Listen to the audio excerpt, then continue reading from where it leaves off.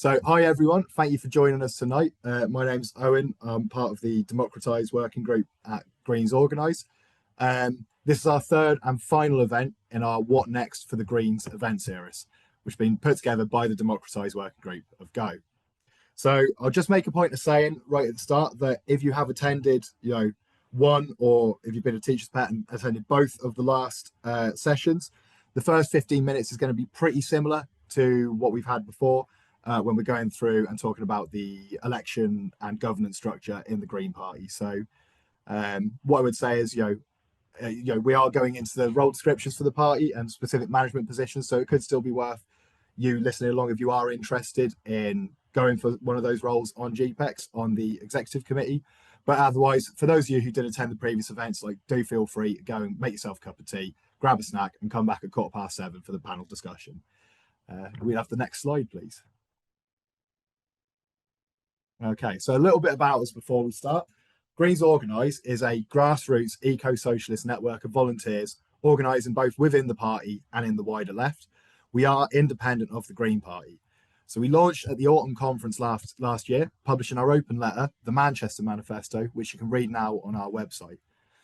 And this is a really exciting time for Go.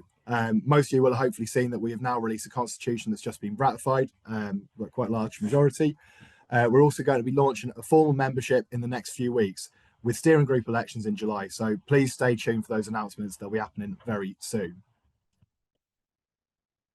So this summer, the party will be electing a new leadership team and a new national executive. So what we've wanted from these events is to firstly inform members and non-members about how the election process works. We picked out the key information so you don't have to, it's quite complicated to find it sometimes, so we hope this really helps explain it. We also want to help determine what Greens Organise priorities for candidates should be. We really want to encourage members to stand for these positions, and we really want to encourage people to join the party and also members of the party to vote. The turnout is usually quite low in these elections, so we really want to see more engagement in the democratic process within the Green Party. So just a quick agenda for today. We'll start by giving a 15-minute explainer of the elections, and do pay attention because you will be tested. There'll be consequences if you get it wrong. I'll then hand over to Benali and we'll go into a 40-minute panel discussion with our guest speakers, followed by a 20-minute Q&A where you can ask questions via the chat feature. It should say Q&A or chat somewhere on your screen. And then for the last 5 minutes of the session, that is right. And then for the last 5 minutes of the session, we'll go over the next steps, including the support that Greens Organise is offering to Green Party members if they are thinking of standing as candidates. A Google form link will be shared, as well as other links to where you can find more information and get involved with Go. So I'm going to hand over to Emily now, who's going to talk to you about the Green Party internal elections and how they work. Thank you, Owen. So what I'm going to try and do is just give a really quick fire tour of the timeline for these elections, how that process works, and the governance structure of the Green Party as well. Here's the timeline. So right now nominations are open. The 30th of June is the deadline to submit nominations. Then in July, there's going to be candidate debates called hustings, and the 31st of July is also a key date because that is the deadline to join the party to be able to vote in these elections. If you're not a Green Party member already, we really want people, if they're not a member already, to join the party to be able to vote by that date. And then throughout August, voting will take place for all the different positions. And then 2nd of September, the results will be announced. And get my notes up here. So this is sort of a diagram that I've tried to make around Green Party governance, a very simplistic one, but what we have in sort of the Green Party is you've got your members and they elect GPEx and GPRC, GPEx being Green Party Executive and GPRC being the Green Party Regional Council.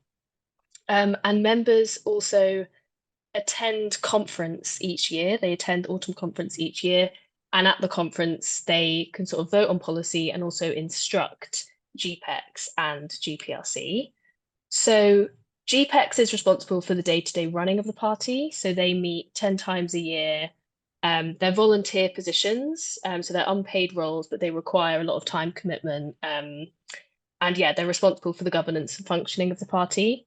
And then GPRC is made up of 2 members from each geographic region in England and Wales, and acts as a forum for dialogue between regions and supports GPEx with political strategy. There are also several committees. So GPEx appoints some subcommittees and they also convene some committees, and these are elected committees. So those committee members are elected either at conference or in annual ballots, like this one coming up. And then finally, there's also Green Party staff that help with the running and functioning of the party. So yeah, that's a very quick tour of the overall structure. And then, yeah, so each year, GPEx is up for election. And so here we've got the positions that are up for election this year. So all positions are up for grabs. Only the Wales leader and the 2 Young Greens co-chair positions, they're the only GPEx positions that aren't up for election this year. And so as you can see from what's listed here, GPEx is made up of leadership and then 12 coordinator positions. And importantly, all of those positions get a vote on GPEx decisions. So they're all really important roles. They all have real influence. And as you can see, the green box shows the positions that are up for, they're being elected for 1-year terms. And then the box on the right, those positions are up for 2-year terms. And this is because, usually people are always elected on 2-year terms, but because last year there was the sudden general election, the 2024 GPEx elections were delayed to this year. So some people were left in their post for 3 years. So in order to maintain staggered elections, the positions on the left are only up for 1-year terms. So we'll have to go through this whole process again this time next year. Who can stand as a candidate? What are the requirements? So for leadership, for the leader and deputy leader positions, you need to have been a member for 3 years and have 20 proposers. So these are people who nominate you. And then for the other GPEx positions, you need to have been a member either for 2 years or 1 year with majority GPRC support. And then also you need to have 10 proposers as well. And then who can nominate and who can vote? So all Green Party members can be proposers, so they can nominate candidates via the members' website, and members can make as many nominations as they wish. And also who can vote? All Green Party members can vote. So again, want to hammer in the point of if you're not a member already, you can become a member by July 31st to be able to vote in these really important elections. So yeah, what do we as Go want to see from the candidates who take up these positions? So we hope that these events and the hustings as well will be a way for us to collectively, determine what our priorities are for candidates.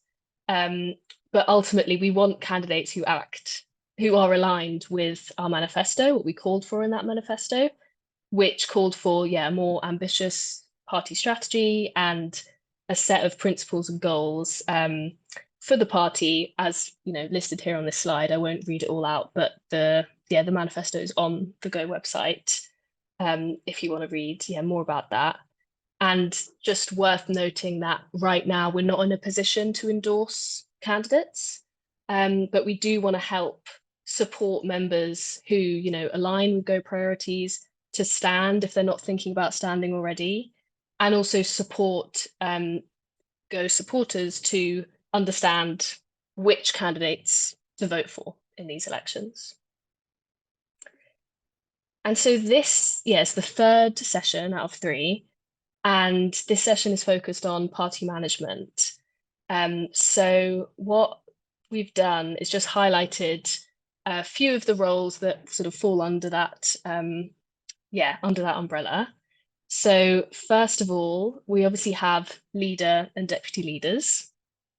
And so what those roles do is pretty self-explanatory, but they are, the face of the party, they lead on political strategy, really important roles. Just a quick note on sort of job sharing and the gender requirements for these roles, because it can be a bit confusing. Obviously, right now we have 2 co-leaders and 1 deputy leader, but that can also be flipped. So basically, if there's 1 leader elected, then the deputy leader position will be held by 2 people in a job share of different genders. But then also, 2 people can go for co-leaders in a job share. And in that case, the person with the most votes in the deputy leader position of any gender, they'll get that role. So in conclusion, there's always should be 3 people taking up the positions of leader and deputy leaders. Then you also have the chair. So the chair is really important role on GPEx. They chair all GPEx meetings. They sort of onboard new GPEx members. They oversee the governance and functioning of the party. They ensure that party strategies and long-term objectives are met. They also have management responsibilities, so they're the line manager for the CEO. So yeah, really crucial role. They manage relations between GPEx and GPRC and sort of other relations in the party. Need to be able to chair meetings where lots of people disagree.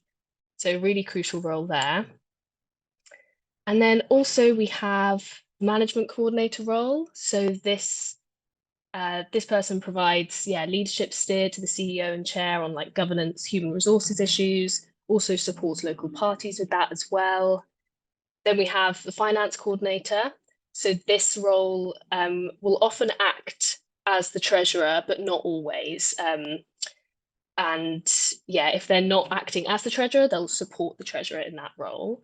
And so their responsibility is ensuring that, fundraising development strategies in place, and they work closely with CEO and staff to make sure that, finance and fundraising targets are met, that money is brought into the party.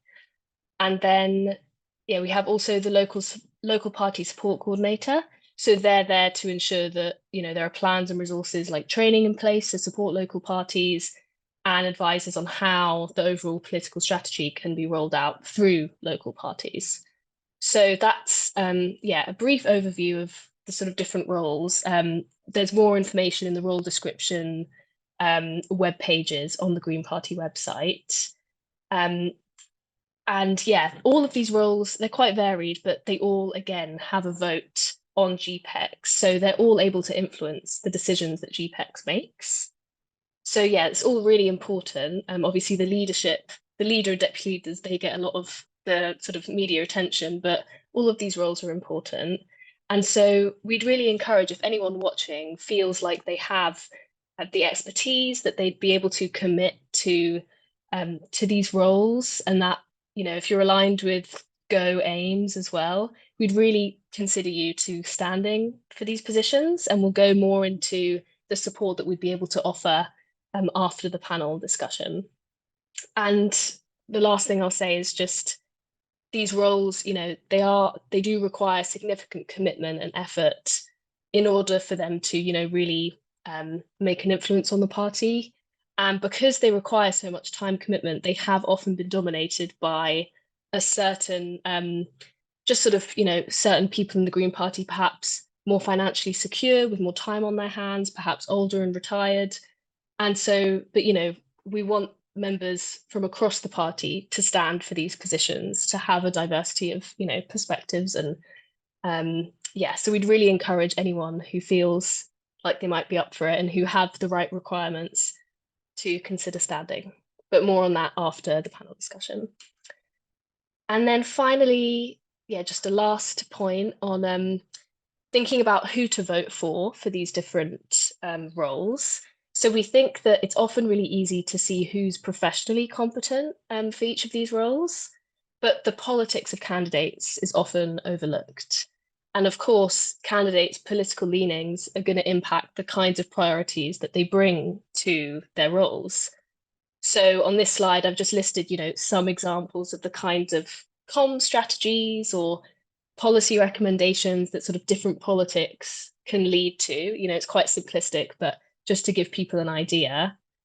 And this is obviously super important when we think about our leaders, when it comes to the image of the leaders, like the vibe they give off, and, you know, the decisions they make, that has a huge impact on the party.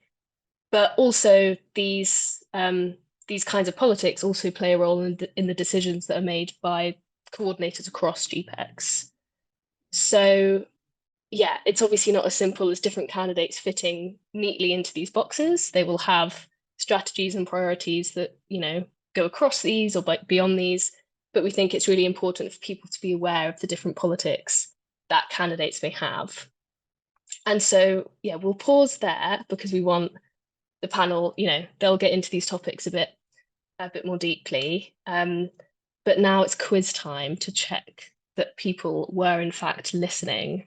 So there should be a Zoom poll that pops up for people to enter in some answers. And I'll give you about 30 seconds, 20 to 30 seconds to add in your answers.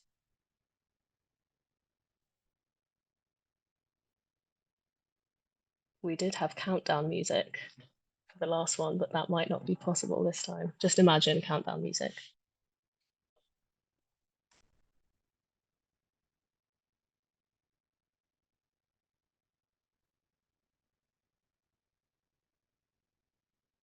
10, 9, 8, 7, 6, 5, 4, 3, 2, 1. Let's see those answers.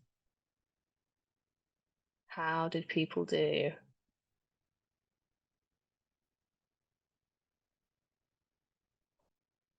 Okay, question 1. How many years do you need to have been a member? This was a bit of a trick question. It was multiple choice. So yeah, people mainly got it. 2 years or 1 year if you have majority GPRC support. But mainly 2 years. Most people got that. Well done. When do nominations close? Most people said June 30th. Well done, correct. And when is the deadline to join the party in order to be able to vote? July 31st. 87% said that. Well done. Gold stars for everyone. You were listening. Okay, enough from me. Thanks for listening and hope that was informative to those of you who have no idea about the election process or the governance structures. But now to our panel. So I'm going to quickly introduce who we have today.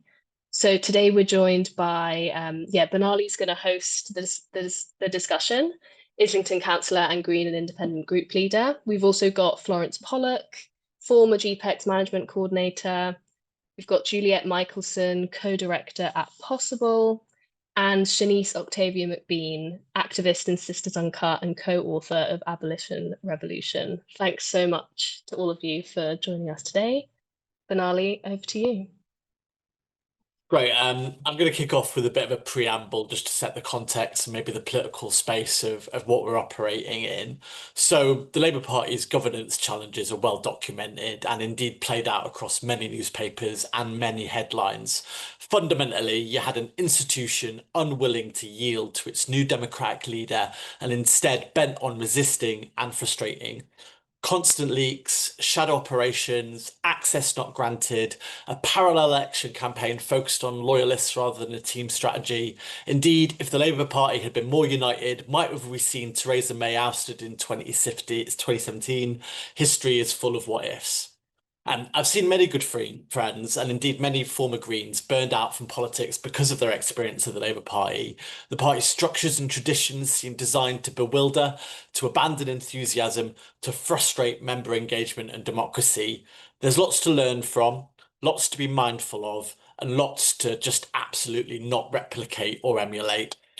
Now, one of the stories I hear a lot from ex-Labour people joining the party right now is how different they find the spirit now that they're in the Greens. And indeed, I think there's lots to be proud of. And I think one member recently was commenting to me about how nice it was that members were given the space to talk to each other during the meeting, something that had never happened in their time in the Labour Party. That's not to paint perfection or to brush over challenges. Indeed, my starting point quite often is that party politics is a deeply imperfect system and set of structures, one of which I'm not sure I have an alternative to, but often breeds bad behaviour and worse. The Green Party does have a grassroots and democratic structure, as we heard earlier, one in which members can and do exercise power and have successfully challenged the leadership on political positions and made changes, most recently on recognising what's happening in Gaza as a genocide and what's happening in Israel as apartheid. But I've been a party member for 13 years, and over the years, I've seen the imperfections in our system. We have a governance system basically unchanged since the 1990s, a time when the party couldn't afford staff and elected volunteers were expected to fulfil key functions. Efforts to reform the system have been tied up in disengagement, bureaucracy, and have littered the agendas of multiple conferences. Say the word holistic review to any long-standing member and watch them shudder. And the party's challenges with transphobia, which put many good people off the party and has hurt many members, has been down to failures in the disciplinary process. Again, another process that is under-resourced, poorly invested in, and outdated. And then Unite to Remain, the utterly bizarre alliance crafted up to resist Brexit, but somehow saw the party standing down for Lib Dems against Labour MPs in 2019. Many members were mystified by how this ended up happening, and there were deep questions about the accountability and the implementation. Finally, how our manifesto is made and how accountable it is to member-led policy making is something we should be speaking about more. The Green Party Regional Council are tasked with making the document, but policy working groups have frequently expressed frustrations with the outcomes and the process to make one of our most important documents during the elections. There's real questions for us going ahead. As we become more successful, there'll be more to agree with or to disagree with. Governance will matter more, and it's important that this thinking is done now. The party has processes and a lot of great traditions born out of a commitment to grassroots democracy constructed from the birth of the Green movement globally across the 80s. How do we take the best of what we have whilst adapting for the era we are in? What can we learn from other movements and activist experiences? What are our shared hopes for a party that we can be proud of every single day? Hopefully, we'll cover some of those questions tonight and more. So that's enough from me. So we're going to kick off with a few questions. And Shanice, I'm going to tee you up first. So like many organisations, the party faces the temptation to centralise and undo grassroots democracy as it grows. Some claim the withholding of capitations for local parties and cancellation of Spring Conference are examples of this. How can we hold on to those grassroots democracy traditions, and how can we resist those centralisation temptations? Well, thank you, first of all, Benali and Emily, for having me here today. It's a pleasure to be here, and it's really exciting to see some of the things that are happening in the Green Party at the moment. I would say that temptation rests on a theory of change that has several underlying principles. And I'll mention three of those and address them in turn. I think one of those principles is the idea that politics is most effective with managerial professional stewardship, where the approach is really tightly managed by usually establishment figures who have institutional experience. Another assumption there is that ordinary people aren't to be trusted, or sometimes aren't to be trusted, especially when the stakes are high, or are not competent enough to be able to hold or navigate power. And I think another assumption is fear of change, that an organisation will lose its character and become unrecognisable if there's too much democracy and too much people power or decision making from below. And my comments on this are the following. I think, first of all, we can see that managerialism, the idea and concept of kind of having the grown-ups in the room, isn't working. It isn't working for Labour, who have taken a deeply managerial approach to government and are tanking in the polls. It didn't work for Kamala Harris, who positioned herself as, the sensible grown-up in the room versus the ignorant and, childish Trump, although I do think he is those things, but that positioning didn't work. And it didn't work for Remain either. The idea that, leaving the European Union is what the grown-ups will do, is what the ignorant will do, and remaining is what the kind of grown-ups in the room will do. And it is sometimes, I think, bamboozling for us who are on the left to really imagine, why characters like Trump and Farage rise above the kind of respectable, sensible liberal figures.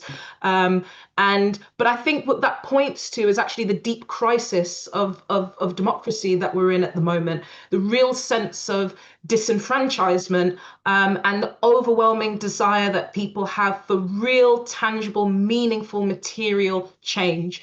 So that then I think has implications on political strategy and how we approach questions of kind of democracy and managing the party. You know, we're in a real moment of deep political crisis.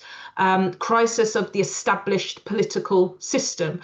And that's underpinned by economic and social crisis as well, where the very systems that we rely on politically, economically, are kind of crumbling under the weight of their own contradictions.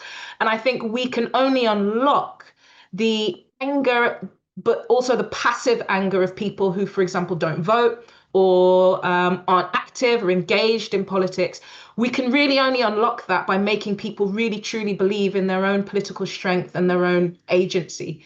And I think that really means looking for leadership, not just within the establishment of our organizations, and every organization has an establishment and has a center of power, but looking for leadership in our communities, in our campaigns, trade unions, local party groups. And we have lessons for this. You know, Corbyn was at his strongest, for example, when he was people powered.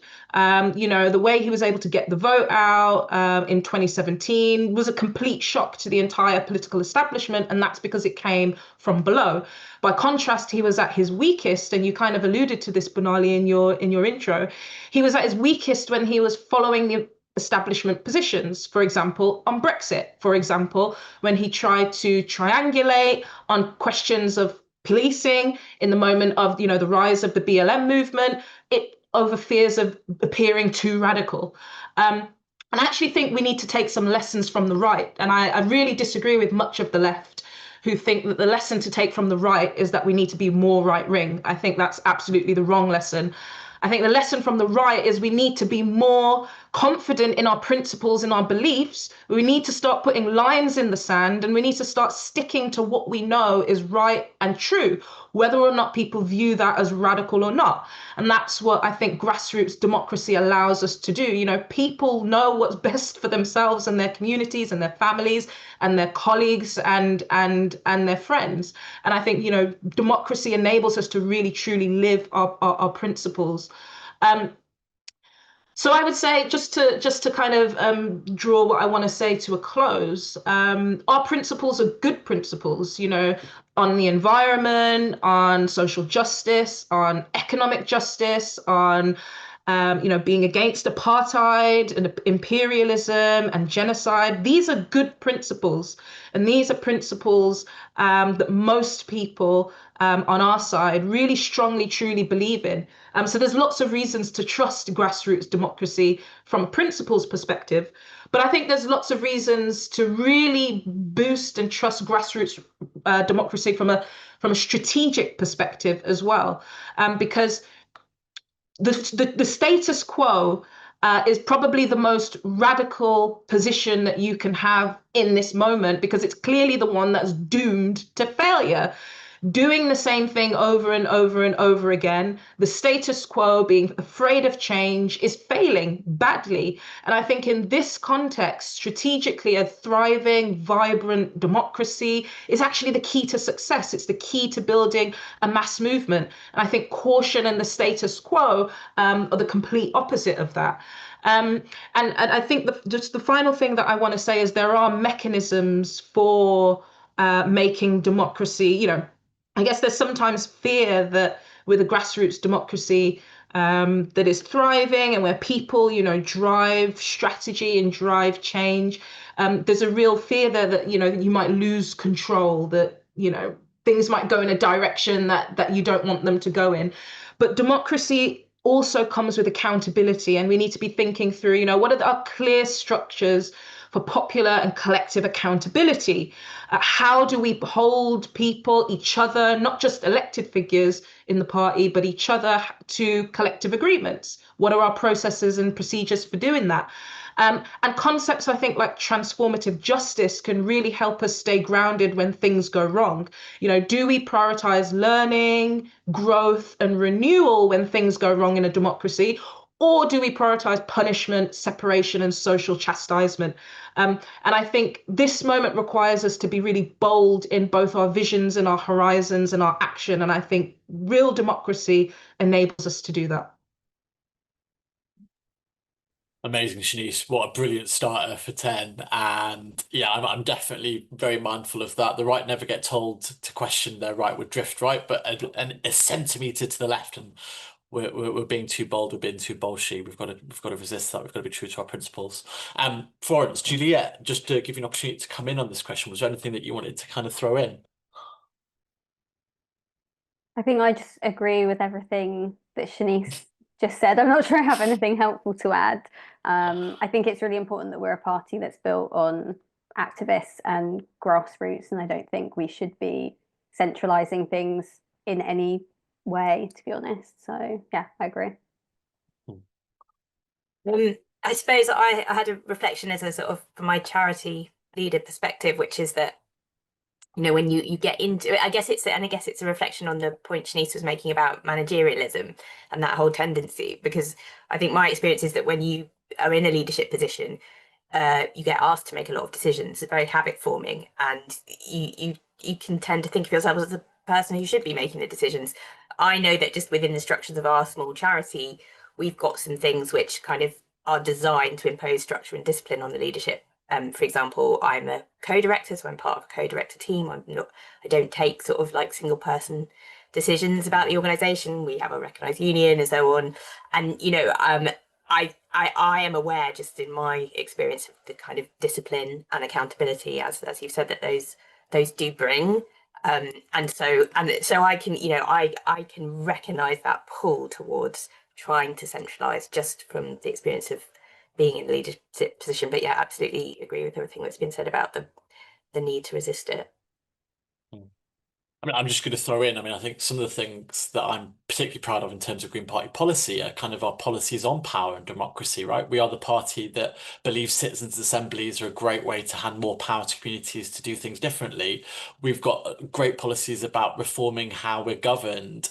And those principles have to stay true inside the Green Party as well, because how can we be true to that principle of just changing the broken system, the rotten system that we see impinged on us every day via Westminster, whilst not doing the same inside our own party too? And so it's really important that we hold on to grassroots democracy. I love that Green Party conference is something that everyone could participate in with one member, one vote. That's always been true of our electoral systems too.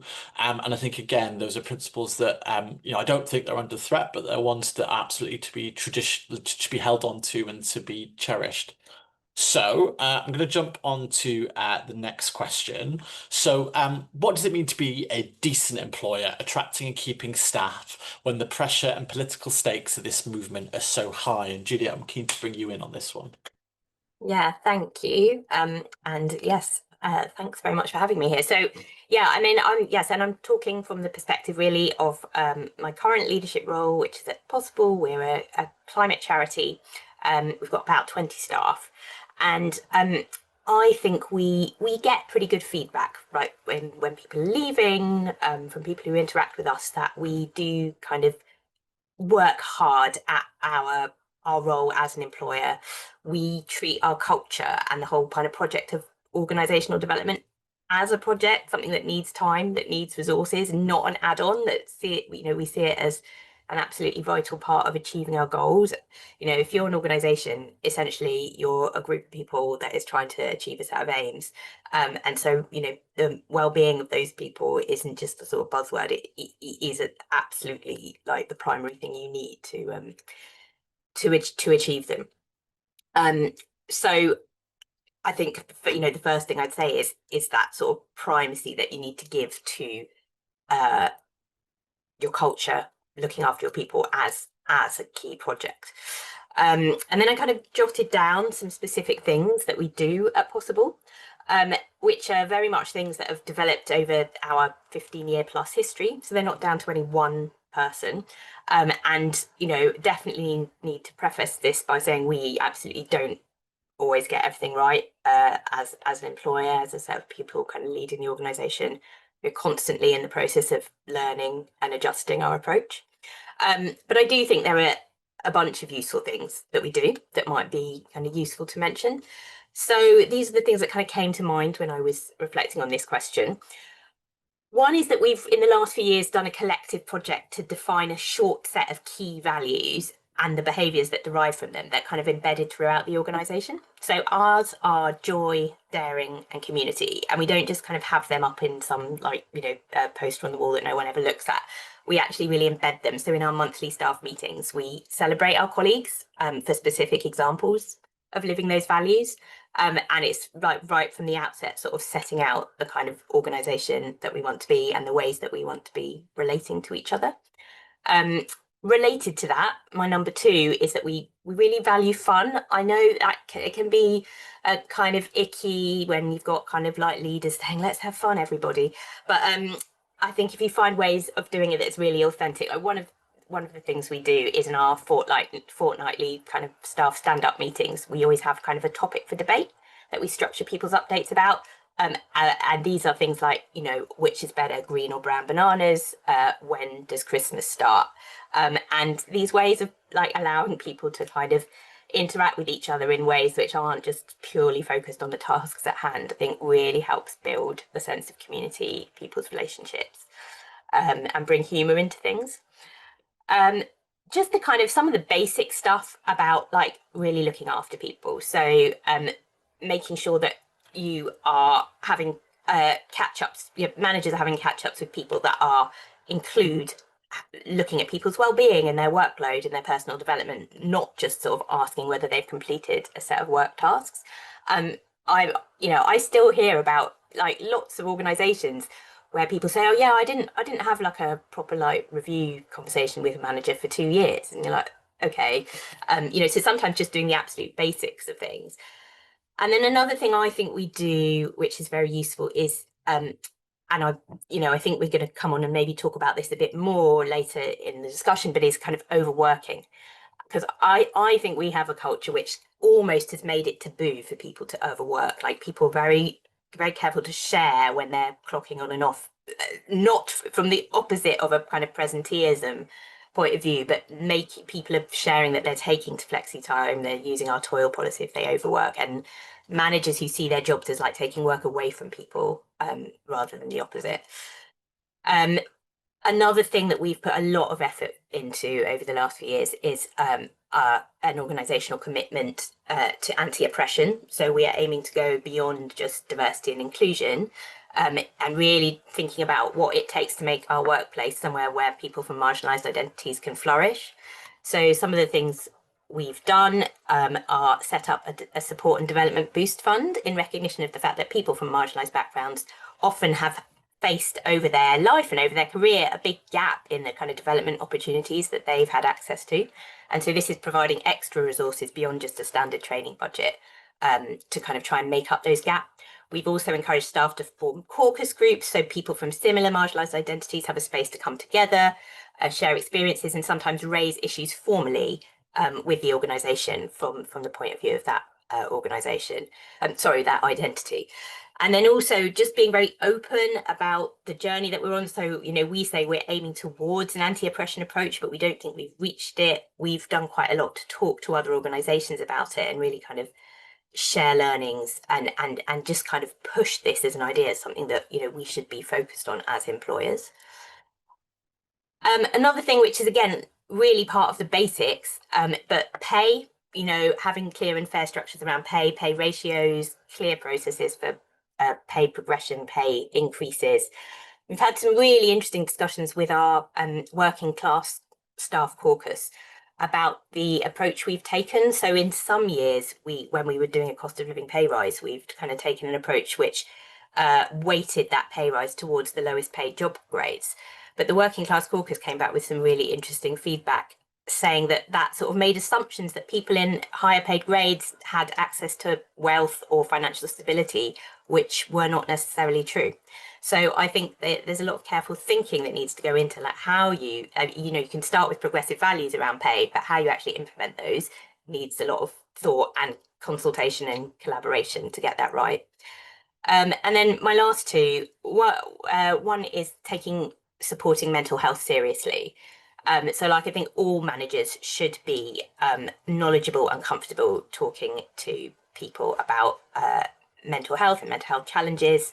We use preventative measures like wellness action plans, but also I think kind of knowing that, a bit of time off when a problem is just arising is almost always going to be better than pushing someone through and leading to that problem escalating.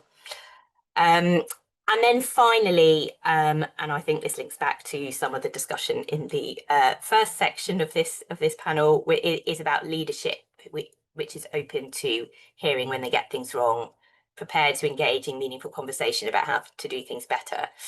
At the moment, if possible, we've set up a power and decision-making working group involving staff from all levels of the organisation, which is specifically looking at some sort of situations where staff felt like decision-making could have been better, and we're really trying to use that to learn and improve our decision-making structures.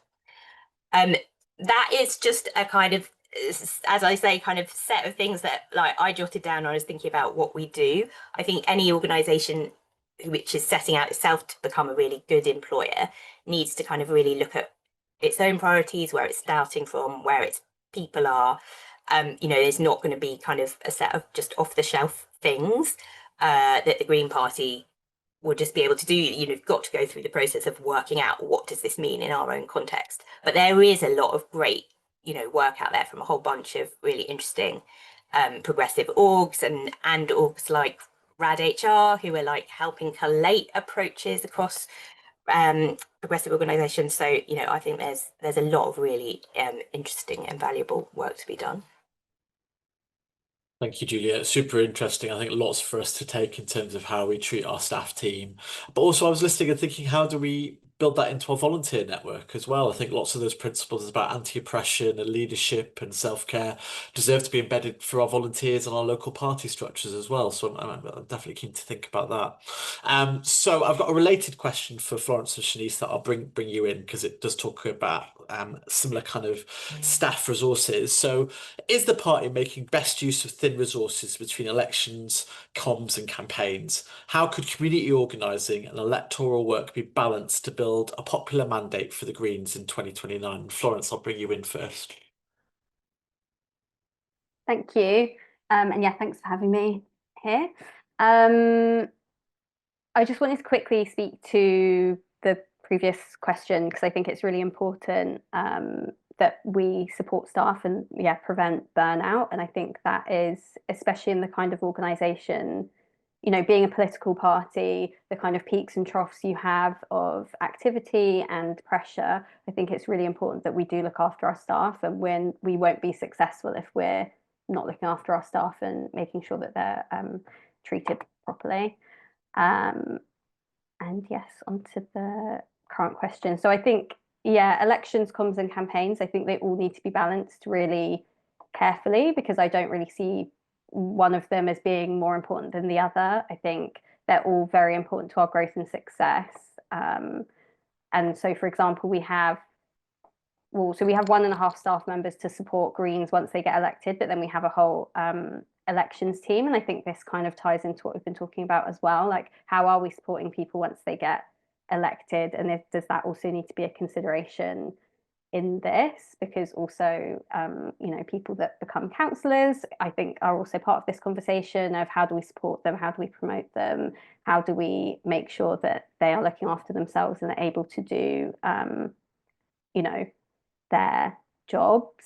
I think that community organising and electoral work, to me, are kind of the same thing, because I don't think that we will, we're not going to win elections. We're not going to progress in that sense if we aren't doing community organising. I don't think that you could detach them from each other. And so I kind of see community organising as a very big part of what we do as the Green Party, because we are powered by activists. We should be in our communities, working with people, listening to people, and that really needs to remain quite a big focus for us, even while we kind of grow and expand and get more MPs, hopefully even more than we have now. Yeah, and I think also for me as an organizer with the Green Party as well, I think something that would be great for the next kind of GPEx to focus on or consider would be getting like canvassing software, you know, that is really going to support us with that community kind of activism, with canvassing and door knocking. Yeah, so I think we need to balance everything. Community organising is really important, and we need to be supporting both our staff and elected Greens and activists and volunteers. Brilliant. Shanice, can I bring you in now?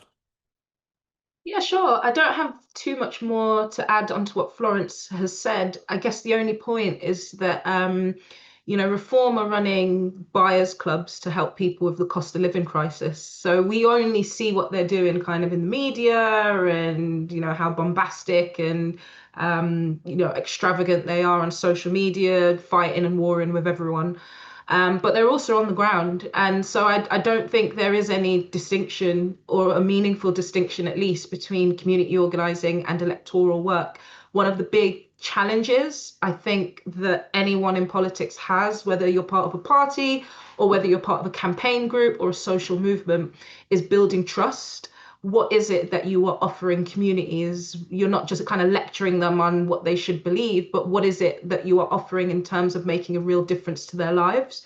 And what are your wins, whether they're big or small? And you can only get that from real community organising. And actually, it's those relationships that then build you up electorally. And I guess just the other little thing connected to that is, I think part of the reason why the political crisis and the social crisis and the economic crisis is as deep as it is because Tony Blair and Margaret Thatcher did a really good job of atomizing us and separating us and creating individuals and not communities, and breaking up, you know, our neighborhood organizations, our workplace organizations and trade unions, our communities, even our families. You know, how many of us spend time on our mobile devices, you know, when we're in that same house as other people?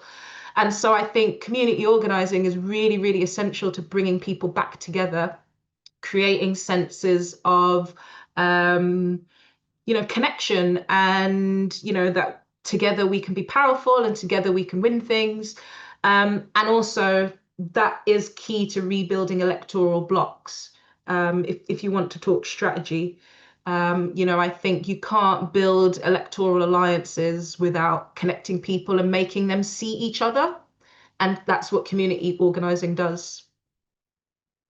Brilliant, thank you. I mean, I'm going to throw in, you know, I really would like the party to sharpen evolve its thinking on community organising. We talk a lot about our electoral Bible of Target to Win, and, you know, I got elected via Target to Win. But I think there's a missing manual there, and it's called Organising to Win. And it's about how we build movements in our communities that then fleshes out our base of supporters. And it also means that we are meaningfully taking action in our communities and making the most of the power that we do have. You know, I think of some of the best examples of when I've seen this working really well. I know in Lambeth, we have got Green councillors elected because we were part of the movement resisting the closure of the libraries. And we saw brilliant people get elected because they resisted what Lambeth Labour were up to. I think about in my own ward in Highbury, and my councillor colleague Caroline Russell, one of her first things she did as a councillor was work to expose the chronic damp and mould in some of the blocks that were in her ward. You know, working on petitions, talking to volunteers, getting the council to finally admit it wasn't because people were showering without the window open. It was because when the building was built, they didn't put anything between the inside and the outside wall, and they'd gaslit the residents for years about that. That's meaningful exercisation of power, and I think sometimes we can deprioritize these community actions or not give enough knowledge and learning about how to do it, because it's seen as conflicting with our other priorities. And actually, it has to be seen as complementary. If we want to be a broad-based movement that takes these issues seriously and is representative of our communities, community organising has a big part to play. And the other thing I'll just throw in is where we invest is hugely important. Too many parts of the party are massively underinvested. We've known a lot about, our social media team. We've got one person doing an amazing job. I think they're hiring another person, but two people in the digital age to take on, reform it's just not it. And I think really during these electoral processes, we need to be getting people onto GPEx who understand how important digital is, how understand how important media is, who understand community organising, who understand that our disciplinary process needs investing in, and to not make narrow decisions based on what's best and most important for the short term, but what values the midterm and the long term and the overall health of the party. And I think sometimes we've not always got that decision right. So I've got a question here. So what have been the biggest obstacles to Green Party governance in recent years, and how should Green Party executive members overcome them? Florence, I'll bring you in first as a former GPEx member. Thank you. Yeah, so I was on GPEx from 2020 to 2022 as the management coordinator. And I would definitely say that in my term, the biggest obstacle was that we had people who ran for GPEx, who were running for GPEx because they cared very passionately about one specific thing, and then they would get elected because, well, no one really knows what people's political views are when you're running for GPEx, because everyone just has quite a bland bio about their professional skills, but nothing about their political views. So they would get elected, and then, every GPEx meeting, they're derailing the conversation. They haven't read the papers. They're asking questions that are not really relevant to the discussion, because they're trying to bring it back to one thing. And it really, it was really difficult to move anything forward or get anything done. And because ultimately the purpose of GPEx is to help run the party. You're voting on the budget, you're voting on the political strategy, you're voting on different things. And if you have people who are there that are very disruptive and they're not particularly interested in running the party or really delivering on what the membership want, then that becomes very distracting. And yeah, there were a bunch of different issues in that term.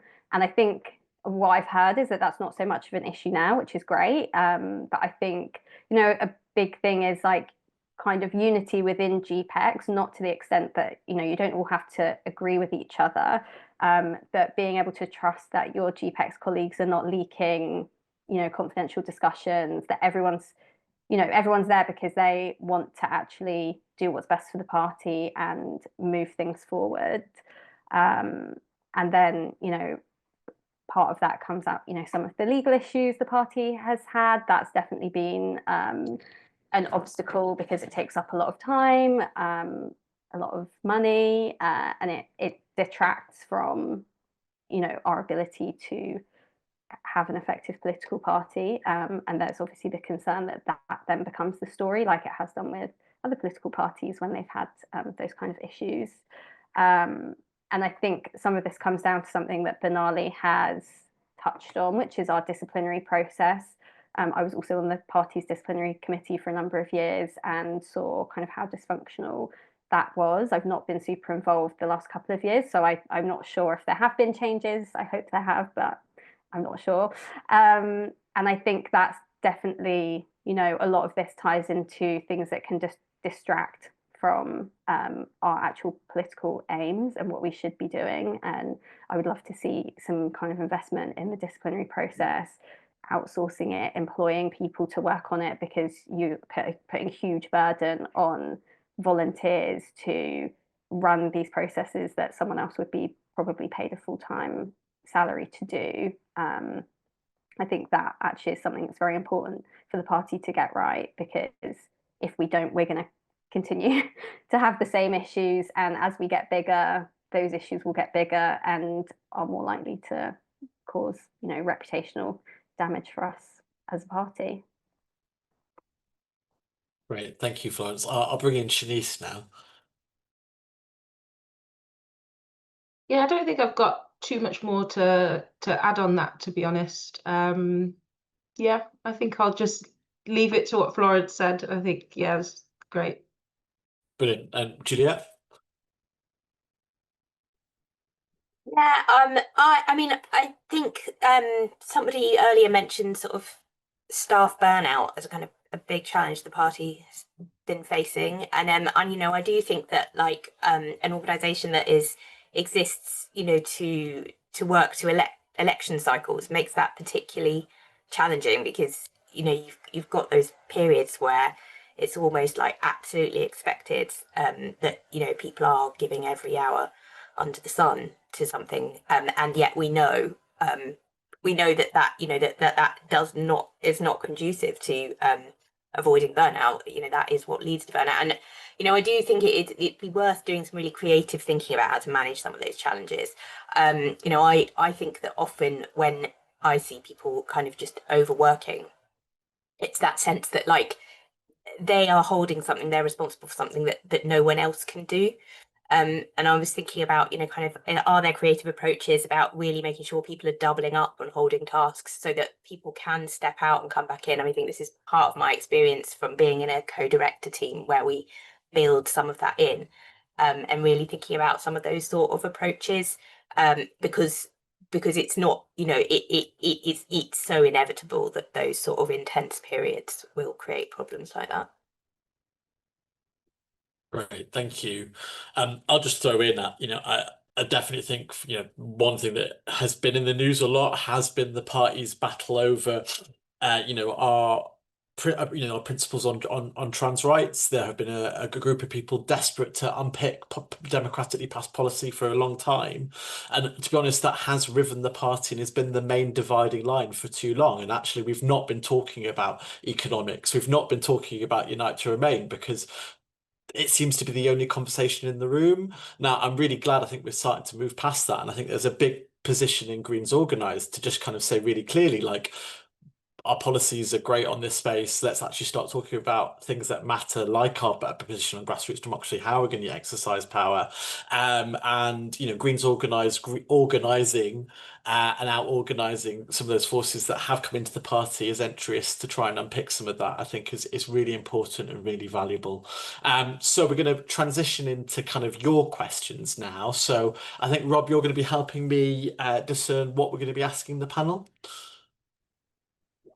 Yes, hello. Thanks everyone for the answers so far. We had a question which is about learning from the Scottish Greens, but basically around surges in membership, which it seems like there's a massive opportunity for the Green Party to do reform of surge to like 220,000 members or whatever it is. And yeah, this question is from Alison. So the Scottish Greens and the SNP both experienced huge membership increases in the run-up to the 2014 independence referendum, and that made them majority new member parties. They probably have some insights from us for us and what we can learn from their experiences, how best to include large numbers of new members, and what mistakes we should avoid. As I understand it, they welcomed their new members in complete contrast to Labour. So yeah, can you imagine some local parties might be a little bit suspicious of becoming minorities if there's a big flood of new members into that party. That's kind of the nature of a democratic and open political party. But are there any comments on how we can handle that growth if we do manage to make it happen in the coming months? Shanice, do you want to come in? I think your experience as an activist on how to deal with growth, I think I'd love to hear. Yeah, this is actually a sensitive topic for me, because we've often had debates in Sisters Uncut on there is a group of people who really want to open up the organisation, who really want it to be as big and as mass as possible. And then there's a group of people who are concerned around security and will the nature and character of the organisation change if we open up too much, and what does that mean for us to kind of lead with the politics and values that we want to lead with, and being concerned about that. And I think the first thing that I would say on the question is Political education is really important. And I think not political education that is like top down and we're just going to teach you how to think and what your values should be, but actually creating spaces for mutual learning. There is so much that people can bring into an organization that is new and that is fresh around lived experiences, around professional experiences, campaign and social movement and activist experiences. And these should be viewed as things that can really enrich an organization, that can make it better, that can make it more vibrant, that can make it more agile. I work for a charity as well, and I work in a people directorate in learning and development. And there's a big, we often repeat the messaging that diversity is good for the bottom line. Diversity is good for businesses. Diversity of thought, diversity of experience. These things are good not just on principle, but actually having people coming with new ideas, refreshed ways of working, ways of looking at and thinking of things is great. And I think, really committing to political education by, having these spaces where you can really hash out and hear what people's political views are, and build consensus, build a sense of what your shared values are really, really important. Spaces like this where you just hash things out. But I think, as you said, Benali, not going over the same topic over and over and over again. Do accept that democracy leads to a decision and that decision should be respected, but having open conversations where people can put their positions and hash them out is always a good thing. And I think there is, there's often a fear around security. I don't know if the fears around security are the same way that they are for the Green Party, but certainly in activist groups, there's a fear of, well, if you let too many people in, we're going to be infiltrated by entryists or infiltrated by cops or infiltrated by something or other. There's always a new thing that you're going to be infiltrated by. And what people don't actually realize is in terms of security, you're actually more protected by having a mass of people around you than you are in being in insular, closed, little tiny like bubbles and groups. So even from a security perspective, it's better to have more people around where decision making is more diffuse, where power is more diffuse. That is only a good thing from lots of different perspectives. So, I don't also want to kind of completely poo-poo the idea that, when you do have a massive influx of new people, that does lead to some quite scary change. But it's what you have in place to manage that before people come in. Do you have structures where people are having open, honest conversations? Do you have democracy, but also accountability when things go wrong? Do you have strong structures to manage that? How do you hold people to account to the agreed political strategy? These are all things. And how do you also communicate what your vision, what your principles, what your lines in the sand are, so that when people join, they know what they're joining? I would say, as an outsider looking into the Green Party, there have been points over maybe the past few years where it hasn't always been clear what the Green Party stands for. And I think there's certain, on particular questions, and I think there's certainly a lot of, how would I describe it? There's like a lot of people now talking about, no, this is what we think about racism. This is what we think about trans rights. This is what we think about Gaza. And actually having that lined in the sand means you attract the people that you want to attract anyway. So I think not being afraid to state what your principles are is a good thing again. Brilliant. Thank you, Shanice. How interesting to hear that dynamic played out in a different organisation. That was really interesting. I mean, I'm going to just throw in, I was a party member in 2015, which, party members quite often talk about as the Green Surge. And I think there was lots of things that I learned from that kind of, we had a big increase in membership then. It was almost 20,000 increase. I think some core things, I think in terms of that resistance, I think my clearest message is if you want to win elections and you want ex-Labour people to start voting Green, well, guess what? Ex-Labour members are going to come with that too. And so that takes an adjustment, and that's okay, right? And, I definitely think, I came to the party, actually, I think it was a day that Ed Miliband had said something rubbish about refugees, and Caroline Lucas had said something really good and really principled. So I came in from a social justice perspective, and I've been in the party for 13 years, and I've had a lot more time to learn and grow my understanding of environmental justice and to see how entwined it was. If there was some kind of purity test on day one, I might not have met it. And I think it's really important that we kind of resist that. Like, if we want to be a mass movement, there has to be lots of reasons why people want to be part of this movement. And what I'd also just throw in is about our party culture.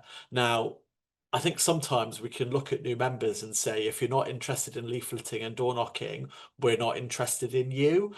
And I think that's a really important thing to break down and like resist. There's lots of things that local parties need from our new members, whether that's updating our website or social media, what we're doing in the local papers, what kind of policy work we're doing in the local council, our community organising. There should be a big menu of different ways for people to get involved. And the fact is, actually, quite often when people do a bit of that they're interested, they're much more motivated to give you the time to do the leafleting and door knocking because they're bought into the cause and they see their place in the position. So I think it's really important, and I think we should be ready. You know, I think we've already seen glimmers of this. There's been a big increase, I know, in my local party membership, and I would say perhaps when the leadership election is over, there could be another big surge of membership. What are we doing to get ready for that? What have we got ready so that people can see their place in the party, ready to make a big change on the things that matter to them? Florence, Juliet, did you want to say anything on this topic at all? No, I mean, Florence? I totally agree. I think we need to be ready to welcome new members. People are joining us and will be joining because they're feeling inspired about, you know, what the Green Party is offering in comparison to other parties, and we should, welcome them and, you know, think about exactly like how are we going to welcome them? What are we going to be doing? Like, are we going to be making someone's local Green Party like an attractive thing for them to get involved in?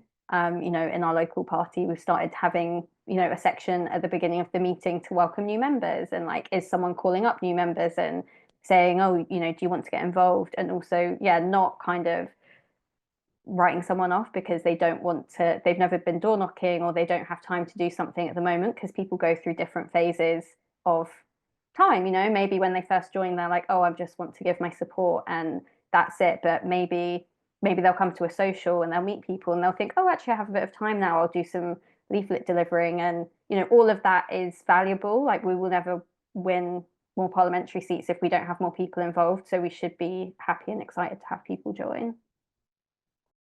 I know me and Florence are missing our local party phone bank, but we've substituted it for this. But I know we've been phoning up new members and welcoming them, so it's been a good night. Rob, did we have one more question? Yeah, one last question, and it's about local parties actually. So how can the leadership or even Greens Organise ensure new members in areas without as well established thriving local parties do not feel isolated? So what networking and support is there to encourage people to be active members beyond asking them to leaflet? Is there anything that GPEx could do there? Florence, can I bring you in from a GPEx perspective, and then we'll kind of broaden it out? Yeah, I guess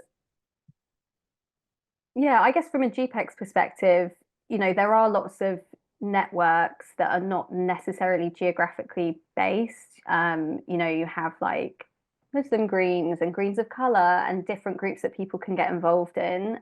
You know, when I first got involved in the party, I went to a local party meeting and it was like 4 old men in the upstairs room of a pub, and I was like, okay, I don't know what this vibe is.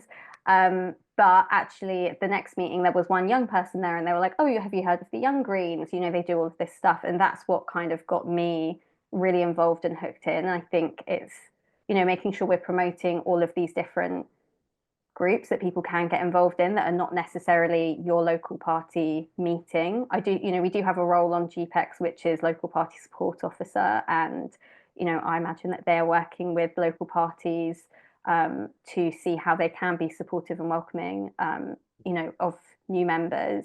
And I think, I guess what we were just discussing, like, it's not just all about leafleting and door knocking. There are lots of different ways that you can get involved, and we should be promoting that. Shanice, did you have anything you wanted to bring in? Nope. Juliet? Well, yeah, I mean, it's an interesting one because I understand that, you know, the structure of local Green parties comes from the like basic electoral politics that the organisation was founded. But if you think about how a lot of kind of workplaces and other activist groups are now operating, it's very, very online, not very geographically based. So it's online meetings, it's online messaging tools, it's, you know, and online messaging tools which divide people up into working groups and so on. So I do think there's actually a lot of opportunity to think about and I think it does require probably putting on a slightly different hat and thinking, you know, if we're not just thinking about, you know, constituency by constituency based groupings within the party, what opportunities are there to, you know, to maybe go more online and you know, do really, really meaningful work. You know, there's whole organisations now where people essentially never meet up in person. So yeah, I think there's an interesting set of questions to be explored down that route. Yeah, definitely. And I think, you know, there's different layers of organizing, right? Like the big thing I would say is that, you know, you can travel borders. You're very free as a local party member to choose a different party based on where you work or based what's near to you. While it's equally like maybe your borough in London isn't very organized, but you want to get involved in London Green Party. The one thing I will say about the Green Party that I've always found really positive is that you can be in a room and you can put your hand up and you want to volunteer, and the barriers to that are much less, I think, than other parties. I mean, my whole Green Party story is I turned up to a London Green Party meeting and I think they were talking about doing a members survey, and I think I put my hand up and went, I used to teach people how to write surveys. Do you want me to help? And it all spiraled massively from there. And then, you know, 13 years later, I'm a councillor. But I think that's one thing that's really positive about the Green Party culture. I know people who joined Labour who just emailed various parties and organisations going, I want to help, I want to help. And it was just ignored and ignored and ignored. So what I would say is like, places like Greens Organise can help you navigate and find your space. And there is always something to do meaningful in the party. And I think at that we might be done.